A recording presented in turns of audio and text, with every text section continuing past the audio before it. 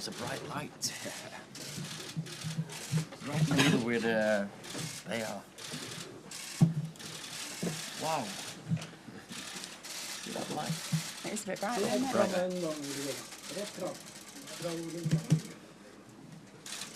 you turn the lights on?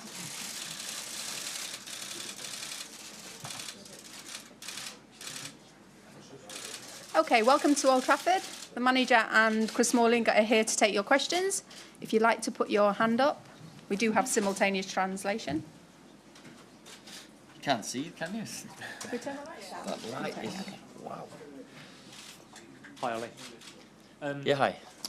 Eric Bailly, Ander Herrera and Emmanuel Matic and Antonio Valencia weren't trained this morning. Are they out of the game, or is there a slight chance some of them could be back? We still hope maybe that Nemanja can be ready. And Ander probably out, but Eric and Antonio definitely out, yeah. Ollie, I think... Yeah, sorry. Sorry, Simon. Ollie, I was just going to ask, Marcus Rashford started the session doing some individual work. Yeah. How's his fitness? Obviously, he had that ankle thing. He needed the extra warm-up, and hopefully he won't get a reaction. He joined parts of it at the end, but he couldn't join the boxes, which is a fun part of training. So let's see tomorrow. Hopefully he'll be ready. Ollie, I think we've been saying every week it's your biggest game. This probably is. How much of a step up is it, and how beneficial has the week been to prepare for it?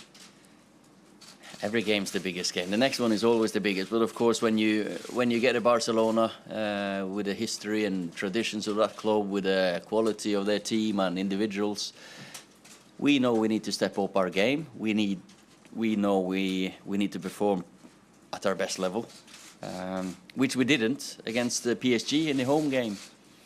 But I think the outcome of the second leg has given players belief, supporters belief that it is possible against the Barcelona team as well.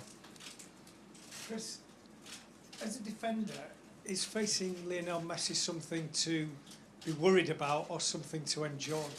No, something to relish, I think. I mean, this season, been lucky enough to face, like you say, Ronaldo and Mbappe, and they're all challenges that I think I definitely relish, and I think players at this club relish, and now I say bring it on. Can I speak in Spanish? Can you Spanish? Yeah, yeah. Okay. Is that one? So Yeah. we can... Channel 1. Hola, Ole. Quería preguntarte, hoy nos sorprendió ver a Alexis Sánchez en el entrenamiento. Quería preguntarte cómo estaba, si ya puede jugar o cuándo podría volver. Gracias. Yeah, first training session today with the team. He's done lots of recovery work and is injury-free. So now he'll step up, train with the team, probably in the squad for West Ham on Saturday, and then let's see how much if he plays. But he's not going to be able to join in tomorrow. Hola, sí, señor Solskjaer, aquí Joan Poquí de Mundo Deportivo. Me gustaría preguntarle si ha preparado usted algún plan especial para vigilar o frenar a Leo Messi. Well, what kind of plan can you have to stop one of the best players in the world? I think we, as Chris says, we're looking forward to relish the opportunity. But this season we played against Juventus, Ronaldo, PSG with Mbappe. We've had Chelsea and Neymar, Hazard. Neymar didn't play against us. I think the better an opponent, Suarez as well. Suarez and Coutinho and Messi, they'll keep our defenders on their toes. So let's see how we manage tomorrow. Yeah. Spanish? Okay, Yeah. Hola, mister. Yeah. Buenas. Al señor Solskjaer. Querría preguntar, hay un jugador que ha sido muy noticia en las últimas semanas, que es Paul Pogba. Hoy France Football publica en portada que lo ven con pie y medio en el Real Madrid. ¿Cuál es su sensación? ¿Cree que Pogba puede salir del equipo a final de temporada? ¿Confía en que se quede en el Manchester? ¿Le ve en el Real Madrid? ¿Cuál es su sensación, señor Solskjaer? Paul is looking forward for tomorrow. He's a Man United player. He's one of our, of course, big performance on a big stage. He knows the game against PSG was not his greatest moment, so he is only focused on playing well tomorrow against Barcelona, and I cannot see him not playing for Man United next season either. Mr. Spanish. Spanish again. Dani Gil para la I need to cadena step COPE. up my, Hace unos años Pep Guardiola, cuando entrenaba al Bayern de Múnich, dijo que el talento de Messi es incontrolable. ¿Piensa usted lo mismo?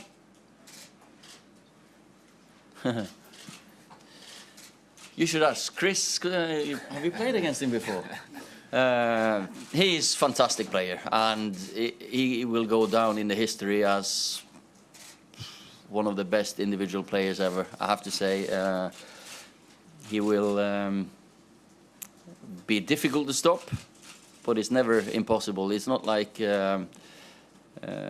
it's Messi against Manchester United. Suarez, Coutinho, Rakitic, Vidal. There's so many good players. We cannot just focus on one player. We know we have to play against 11 of them. Hi, Ole. You're in a period now where there's a lot of speculation around players, as mentioned, and unsure contract situations. In what way does that affect you and the squad, and is it disturbing in a period like this? Not at all, because we're all focused on this game, and contract talks will just go on with players later. Now everyone's just focused on the game tomorrow, looking forward to it, knowing that we can create a special atmosphere here. Like we played against, not long ago we played PSG, disappointed ourselves, then we played Liverpool. The atmosphere here was unbelievable, and of course we'll need that. We'll need a crowd in a game like this, because that is something special. I know the gaffers spoke about it before, and I've enjoyed those nights playing at Old Trafford on the knockout stage, floodlights, hopefully a little bit of rain will make for a special evening. Hi, Ole Gunnar. Hey. You played Barcelona here in '98 and drew 3-3. Ferguson said it was a perfect game of football. Do you think it can be a similar story tomorrow? I think there's two teams that do carry goal threats. Of course, there are some fantastic attacking players on display, but then again, there's defenders there that are absolutely quality. So we drew 3-3 away from home as well. So if we could get a 6-6 and a penalty shootout at Nou Camp, I think everyone would be happy. And then, but I wouldn't say that these teams don't score goals. I think both teams have got their in them to score goals, and we know we have to defend well against them to stand a chance, and we will. Ollie, Chris, question to both of you. It's been a little while since Manchester United had a tie like this at the quarter-final stage of the Champions League. What does it mean to both of you personally to be involved in this sort of match again? Well, I think, like you say, you work so hard to get into those Champions League places like last season, and we're working now to obviously get third this season, and these are the ties that you look forward to, and all the hard work in the group stage is what it's about. So we as players, we're all itching just to be on that field and show what we can do. You talked about the belief that the win over PSG has given the team in this competition. Bearing in mind where you are in the league at the moment, could getting into the Champions League, could your best bet be winning this competition this season? We have given ourselves a great chance to challenge for the top 4 positions with the results we've had since just before Christmas, and no one would have thought that. Now, of course, Champions League is possible. We can go on to win it, but whoever's going to win this will have some luck, will have some margins, will have to perform at the best. And I wouldn't say winning Champions League is easier than becoming top 4. We're not that far behind top 4 now.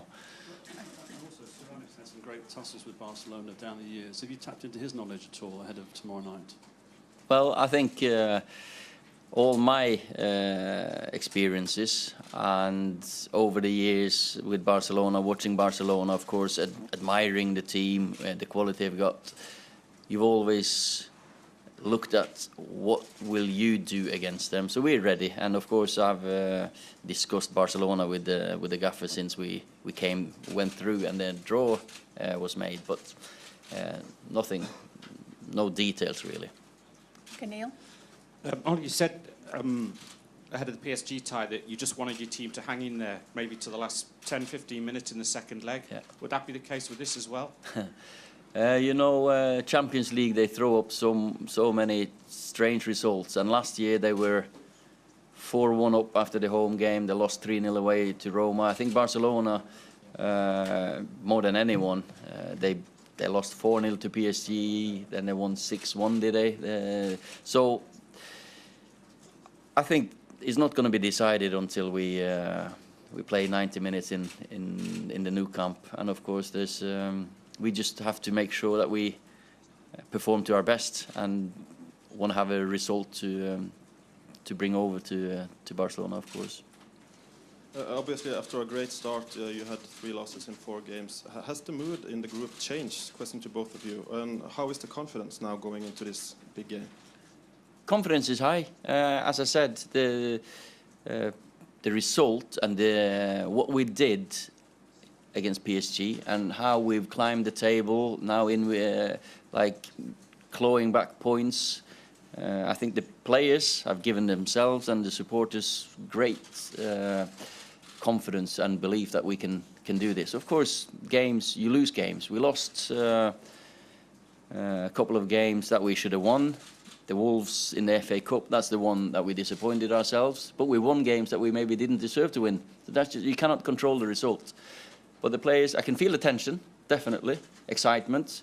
Training today and yesterday, you know, you can see that there's players there wanting to play. I felt the mood before the PSG home game was a little bit different, a bit more, because we'd won so many games. I think now we've learned from that PSG game. Players have talked about it, how we got dragged into making fouls, how European football is. You've got to be more, how do you say, patient in your tackles, because some of these players will have some tricks up the sleeve, streetwise players, you know. So we've learned from that game. Hey, Chris, that was a long answer, and you can do the short one. Ollie, with that in mind, you talk about them patience and tackles. I think you've got 5 players in your squad that would be a booking away from a suspension for the return. How much does that play in your mind then, in terms of how you set the team up, how you get them to approach, you know, this first leg? I don't think that it doesn't matter if you get a yellow card. If you go for the ball, you go for the ball, and if you don't get it, you get a yellow card. Roy Keane was the best example on how to react if you know you're gonna be out of the next game. What he did in the semi-final before the final. But then again, we know we can't give fouls away. How many goals has Messi scored free kicks from just outside the box? So of course we've got to be careful. Of course the referees can't buy little things. We weren't lucky with the ref against PSG, where they should have had a man sent off. So we just hope for some luck there as well. Ollie, you mentioned Paul earlier not having a great moment against PSG in the previous game. Is this the kind of game and stage where you want him to inspire and lead like Messi does for Barca? Yeah, you know, it's not about one player standing. Everyone has to perform at the best level. But at Paul's best, he can run a game like this. And that's what you expect for him, that he really puts his stamp on a game like this. Yeah, I expect Chris to defend really well. That's his job. Paul's job is to be the creator, you know, when we win the ball, that he drives forward. So, of course, I expect him to perform tomorrow. Okay, last 2 questions. One here, and James. Buenos días. El último sábado usted estuvo en el Camp Nou viendo el partido entre el Barcelona y el Atlético de Madrid. Viendo aquel partido y considerando la eliminatoria, ¿entiende que sería un buen resultado llegar vivos con un empate hasta los últimos minutos del partido del Camp Nou? Y para eso es trascendental mantener al Barça lo máximo alejado de su portería en el partido de mañana. Of course, we want to. I thought Atletico Madrid played really well the first half an hour before they got the sending off.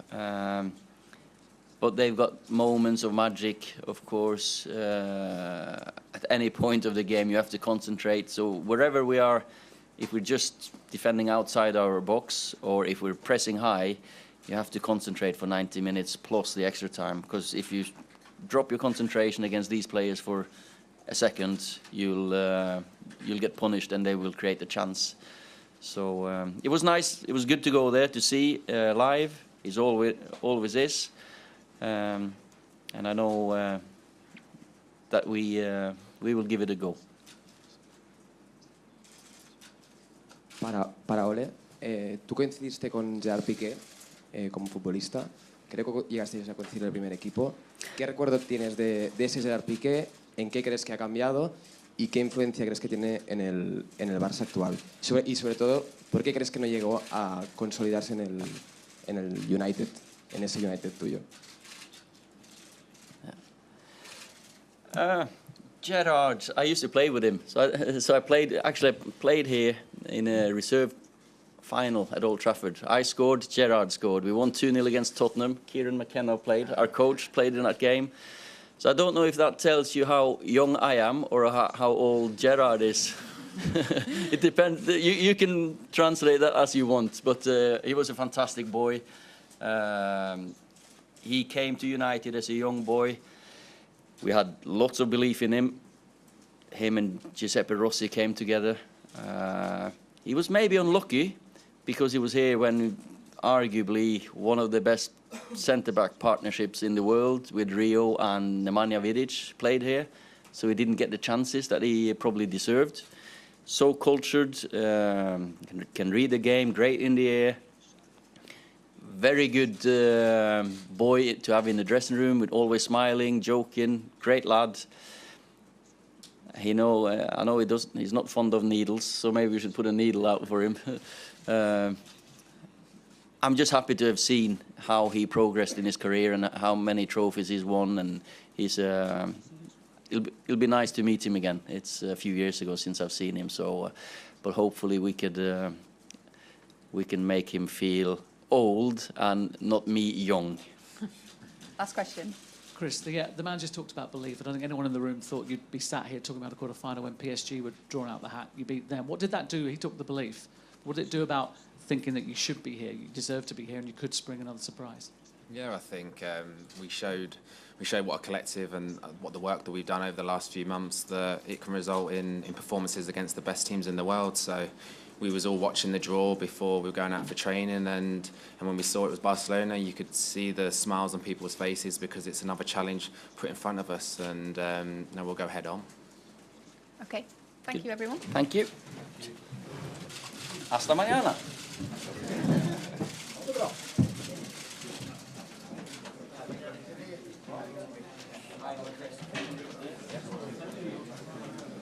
Yes.